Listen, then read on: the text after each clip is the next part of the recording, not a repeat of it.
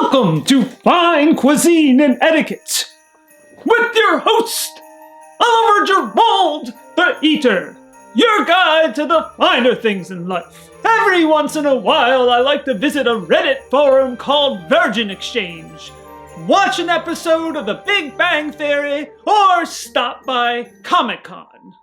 Not that I enjoy any of those things, mind you, but I do it for the same reason people visit zoos. To observe the freaks from a safe distance. Or in this case, being exposed to nerds without being exposed to their stench. But of course, I could just cut out the middleman and the aroma of Cheetos and Red Bull by having nerds candy.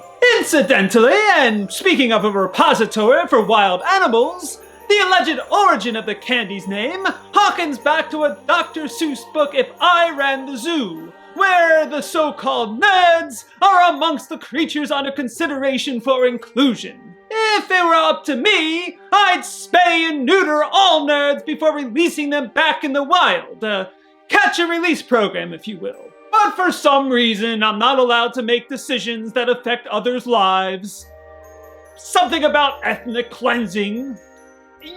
You know how war crimes tribunals exaggerate. Anyway, first up is the wildly creative Frosty Nerds, which is just like the normal socially inept candies, but they come in 3 flavors versus the normal 2: watermelon, wild cherry, and punch. I haven't been this blown away since my third wife whipped up a homemade batch of plain oatmeal.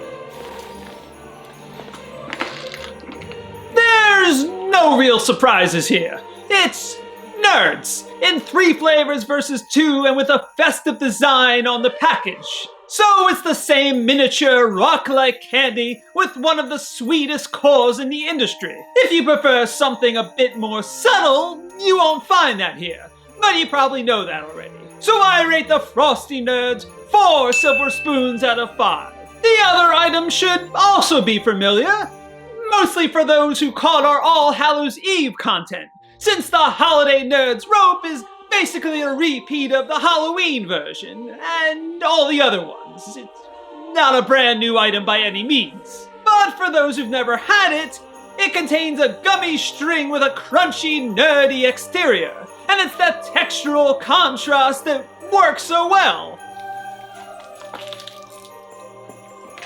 As with the Halloween rope, this one is fantastic. It's one of those candy combos that sings. It's the closest I'll ever come to loving virgins, gamers, and Star Wars fans. Something that shares a name is more than enough. So I rate the Nerds Holiday Rope 5 silver spoons out of 5. Be sure to show your appreciation for my efforts with a like. And I shall return to educate the great unwashed masses and all those of good letters and breeding on the finer things in life and delightful cuisine.